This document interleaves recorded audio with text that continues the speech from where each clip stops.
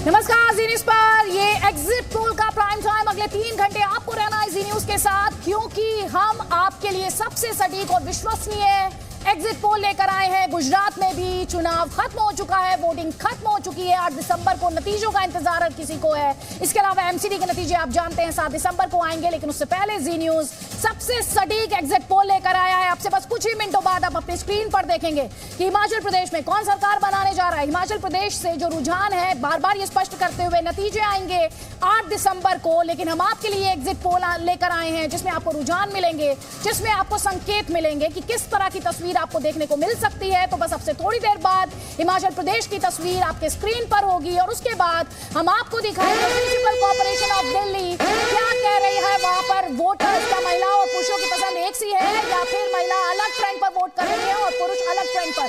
तो आपसे बस थोड़ी देर बाद हिमाचल प्रदेश से जुड़े हुए रुझान आपके स्क्रीन पर, और साथ ही हम आपको ये बताएंगे गुजरात, जहां पर सेकंड एंड फाइनल राउंड की वोटिंग थोड़ी देर पहले खत्म हो गई, 5 बजे खत्म हो गई, वहां पर वोटर क्या कह रहा है। गुजरात को 4 रीजन में हमने डिवाइड किया है, साउथ गुजरात, नॉर्थ गुजरात, मध्य गुजरात, और इसके अलावा हमने सौराष्ट्र और कच्छ के भी अलग से डेटा हम आपके लिए लेकर आए हैं। 2017 में अगर खासतौर पर बात की जाए तो उत्तर गुजरात और सौराष्ट्र, वहां पर कांग्रेस पार्टी बड़ा डेंट करने में बीजेपी को कामयाब हुई थी। क्या कांग्रेस उसे रिपीट कर सकती है, ये देखते हुए कि उस समय पाटीदार आंदोलन के चलते बीजेपी को बड़ा डेंट कांग्रेस पार्टी उस समय कर पाई थी। और पॉलिटिकल पंडित बार बार ये बात कह रहे हैं कि इस बार ये तस्वीर बदली हुई है और कई पाटीदार नेता जो उस समय बीजेपी के खिलाफ हुआ करते थे, अब वो बीजेपी के साथ हैं। तो यहां पर क्या गुजरात में बीजेपी जिस इतिहास को दोहराने की बात कर रही है, बीजेपी वो करने जा रही है, या फिर आम आदमी पार्टी जो परिवर्तन की बात कर रही है वो परिवर्तन होने जा रहा है, या कांग्रेस पार्टी इतिहास बदलने की बात कर रही है। तो कौन सी पार्टी इस रेस में आगे है? जो अभी आपको बड़े बड़े शून्य दिखाई दे रहे हैं, अब से थोड़ी देर बाद ये स्क्रीन पर डेटा बदलना शुरू हो जाएगा।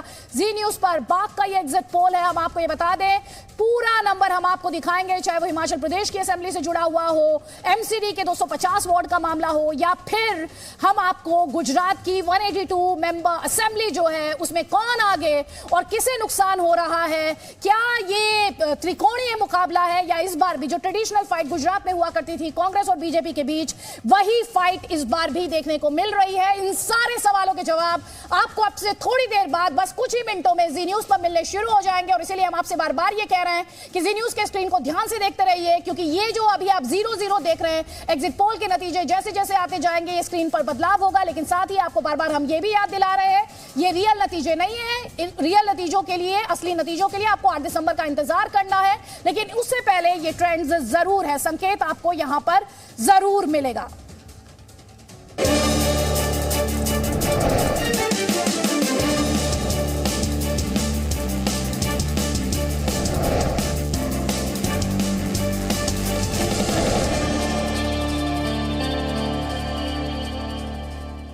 तो ये आंकड़े तेजी से आप अपने स्क्रीन को बदलते हुए देखेंगे। अब से बस कुछ ही मिनटों में ये सिलसिला शुरू हो जाएगा। कई खास मेहमान हमारे साथ हैं। शहजाद पूनावाला बीजेपी का पक्ष रखने के लिए इस वक्त हमारे साथ हैं। बीजेपी के national spokes person Kuldeep Kumar आपको दिखाई दे रहे हैं। आम आदमी पार्टी का पक्ष रखने के लिए मुदित अग्रवाल हमारे साथ है। कांग्रेस पार्टी का पक्ष रखने के लिए जल्दी जल्दी एक एक कॉमेंट में आप सबका लूंगी। शहजाद पूनावाला आपके साथ यहाँ पर शुरुआत करूंगी, और साथ ही फरहान साहिब है एआईएम का पक्ष रखने के लिए। गुजरात और एमसीडी के लिहाज से एआईएम पर तमाम तरह के आरोप, गुजरात में बीजेपी की बी टीम बताया गया, ये आरोप बार बार एआईएम और असदुद्दीन ओवैसी पर लगे हैं। जब बीजेपी मुश्किल में जाती है तो वोट काटने के लिए असदुद्दीन ओवैसी और उनकी पार्टी को उतार देती है। तो उस पहलू पर भी डिटेल में बात करेंगे, लेकिन सबसे पहले इनिशियल कमेंट जल्दी जल्दी। शहजाद पूनावाला 40 सेकंड, जल्दी से एक कमेंट आपका दिल्ली के विषय में। ओवरऑल तस्वीर हिमाचल प्रदेश, गुजरात, एमसीडी।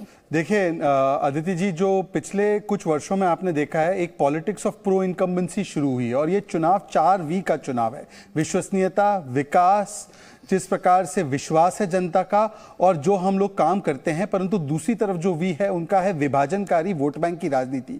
तो ये 3V जो बीजेपी के है, विश्वसनीयता, विकास और विश्वास जनता का, इसीलिए लगातार 27 वर्ष गुजरात में हो लोग हमें चुनकर भेजते हैं, चाहे वो 5 राज्यों के चुनाव हो उसमें चुनकर भेजते हैं, या अगर आप देखें एमसीडी में भी लगातार 15 वर्षों तक, क्योंकि हमने सेवा ही हमारा विचार है, इसीलिए हमें लगातार लोगों ने चुना है। परंतु दूसरी तरफ वोट बैंक की राजनीति में जिस प्रकार से गोपाल इटालिया से लेकर राजेंद्र पाल, कांग्रेस के नेताओं ने जो विभाजनकारी वोट बैंक की राजनीति की है, लोगों ने उसको भी रिजेक्ट किया है। और आज जो लगातार आप चुनाव देख रहे हैं उसमें भी है, और मैंडेट हमारे काम पर भी आपको दिखाई दे रहा है। ठीक है, शहजाद पूनावाला कह रहे हैं कुलदीप कुमार यहाँ पर मैंडेट हमारे काम पर भी और जो विभाजनकारी पॉलिसीज रही हैं उनके खिलाफ भी। जल्दी से आपका जवाब, 40 सेकंड्स आपके पास।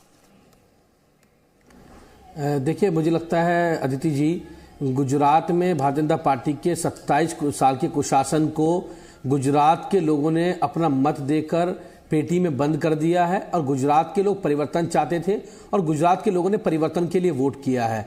दिल्ली एमसीडी में 15 सालों तक भारतीय जनता पार्टी थी और भारतीय जनता पार्टी ने जो भ्रष्टाचार जो चरम सीमा पर किया, जो कूड़े के ढेर दिल्ली के लोग घर के आगे लगाए, उसके खिलाफ दिल्ली के लोगों में बहुत रोष था और दिल्ली के लोगों ने उसके खिलाफ वोट किया और आम आदमी पार्टी को चुनने का काम किया है। और दोनों जगह बहुत बड़े मार्जिन के साथ, दिल्ली में भी और गुजरात के अंदर भी आम आदमी पार्टी बहुत बड़े मार्जिन के साथ सरकार बनाने जा रही है। और दिल्ली और गुजरात के लोगों ने बहुत बड़ा प्यार, हिमाचल में भी बहुत अच्छा आम आदमी पार्टी करने जा रही है। बहुत अच्छा संकेत हिमाचल से मिल रहे। पहली बार हम चुनाव लड़े और हिमाचल के लोगों ने बहुत प्यार आशीर्वाद दिया और भारतीय जनता पार्टी ने जिस प्रकार 5 साल में सरकार चलाई है, मुख्यमंत्री बदलने पड़े, चेहरे बदलने पड़े जा रहे हैं। ठीक है, अब जल्दी से कमेंट मुदित अग्रवाल आपका। बीजेपी क्लेम करिए 3-0 से विक्ट्री, आम आदमी पार्टी क्लेम करिए 2-1 से यहां पर विक्ट्री, आपका क्या दावा है? देखिए, गुजरात में बीजेपी बड़ी घबराई भी है। जो 5 साल पहले रिजल्ट आए थे उससे अमित शाह मोदी जी बड़े घबराए हुए थे। उन्होंने पूरी कोशिश की, जो इनकी बी टीम है केजरीवाल जी, उनको वहां लाके कांग्रेस के वोट काटे, लेकिन वो उसमें बिल्कुल सफल नहीं हुए। केजरीवाल जी को ज्यादा वोट गुजरात में मिलने वाले नहीं है और कांग्रेस इस समय 120 सीटें लेके गुजरात में आएगी। पहली चीज, हिमाचल में मेरे को खुद हिमाचल में जाने का मौका मिला था। जो उनके चीफ मिनिस्टर है बीजेपी के, वो बहुत ही निहायत ही अनपॉपुलर है। वहां बीजेपी की पूरी बगावत है, जबकि कांग्रेस ने बहुत अच्छा वहां कैंपेन रन किया, अपनी 10 गारंटीज दी और मुझे पूरी उम्मीद है हिमाचल में भी कांग्रेस जीतेगी। जहां तक दिल्ली एमसीडी की बात है, हमें दशा पता थी कांग्रेस के पिछले 8 साल से क्या हुई थी एमसीडी में। देखिए, अगर एमसीडी के मैटर्स पे वोट पड़ा तो बीजेपी की एक भी सीट नहीं आएगी। दिल्ली सरकार ने कोई काम नहीं किया है तो लोग इस समय, आप सुन लीजिए जरा, सुनने की क्षमता रखिए। नहीं, मुझ में सुनने की क्षमता है, भाषण नहीं सुनने के लिए बैठी ना सर मैं। जल्दी 40 सेकंड भाषण नहीं देना, तमीज से बात कीजिए। ये क्या तरीका है भाषण नहीं देना? नहीं, आप सुनने की क्षमता की नसीहत मुझे देंगे तो मुझे भी आपको याद दिलाना पड़ेगा। वाद विवाद के लिए आप आए हैं। देखिए, आपने दोनों को बीच में नहीं टोका, कांग्रेस क्योंकि उन्होंने 40 सेकंड में अपना जवाब पूरा कर दिया जनाब। तो 40 सेकंड में मोदी जी जवाब पूरा कर दिया दोनों ने। आप बस इतना बता दीजिए एमसीडी में कितनी सीट का आपका दावा है? कांग्रेस बहुत अच्छा प्रदर्शन करने वाली है। अभी जो आपके एग्जिट पोल आएंगे उसमें वो नजर आएगा। ये मैं कहना चाहता हूँ दिल्ली के बारे में। चलिए फरहान साहब, गुजरात और एमसीडी एआईएमआईएम मैदान में है। ठीक है सर, आगे मंच दूंगी आपको। फरहान साहब, एआईएमआईएम बीजेपी की बी टीम, लगातार ये आरोप लगते रहे असदुद्दीन ओवैसी हालांकि इसे मजाक में उड़ाते हैं और वो ये कहते हैं कि मैं पता करूंगा कि मैं किसकी बी टीम हूं, लेकिन आपका दावा क्या? गुजरात की 13 सीटें और यहाँ पर 15 सीटें एमसीडी की। देखिए आदित्य जी, गुजरात इलेक्शन में जिस तरीके से बी टीम का आरोप लगाने वाले खुद भारतीय जनता पार्टी का चुनाव प्रचार कर रहे थे, ये देखने को आंख से मिला तो बड़ी हंसी आई कि देखिए जो हम पर टीवी चैनलों पर बैठ करके मंचों से हम पे आरोप लगाते हैं बी टीम का, वो खुद भारतीय जनता पार्टी का प्रचार कर रहे हैं। मैं एक बात कहना चाहूंगा आदित्य जी, अगर गुजरात में कांग्रेस पार्टी नाटक ना करती चुनाव लड़ने का और सही में चुनाव लड़ती तो वो वहां सरकार बना सकती थी, मगर उन्होंने अपने दामाद के लिए गुजरात को भारतीय जनता पार्टी के हाथों सौंप दिया। यही बात सत्य है। अब जब रिजल्ट आएंगे तो आपको दिखाई देगा कि क्या किया। एक शब्द है फिदिया कर लेना। कांग्रेस पार्टी ने वहां पर भारतीय जनता पार्टी से फिदिया कर लिया, दामाद को बचाया और गुजरात को दे दिया भारतीय जनता पार्टी को। यही सत्य है, यही यथार्थ है। ठीक है, जवाब ले लीजिए मुदित अग्रवाल, ये क्या आरोप लगा रहे हैं? देखिए, वो पार्टी ओवैसी साहब, देखिए जो सबसे अच्छा अलायंस हिंदुस्तान में चल रहा है वो ओवैसी और बीजेपी के बीच में चल रहा है। दोनों एक दूसरे की मदद करते हैं। ओवैसी साहब जब मुंह खोलते हैं बीजेपी का फायदा होता है, बीजेपी जब मुंह खोलती है ओवैसी साहब का फायदा होता है। तो आज भी जो ये एमआईएम लाइन बोल रही है ना, वो बीजेपी से आती है। ओवैसी साहब की सारी लाइनें बीजेपी की तरफ से आती है। बीजेपी उनको बताती है उनके प्रवक्ताओं को क्या बोलना है, उनको कहाँ पे क्या करना है, कहाँ इलेक्शन लड़ना है। और यही केजरीवाल जी की हालत है।